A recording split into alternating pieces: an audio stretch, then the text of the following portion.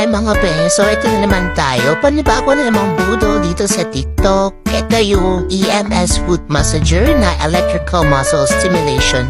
Gamit na gamit ko to everyday because so ang ganda talaga, promise. So, for only 69, meron ka ng foot massager.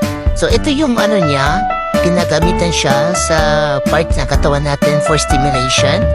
And meron siyang charger. Didikit mo lang yan dyan and rechargeable yan. So, pag full, pwede nang hindi mo isaksak yan.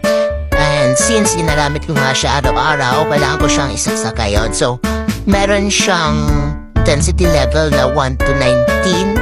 So, yun yung pressure na gusto mo. And meron din siyang settable modes. Ayan, may deep, may massage, may need, at saka marami pa. So, level yung 1 lang muna tayo kasi malakas yung pressure. So, ayan, sarap. So, ayan mga mapi, order na.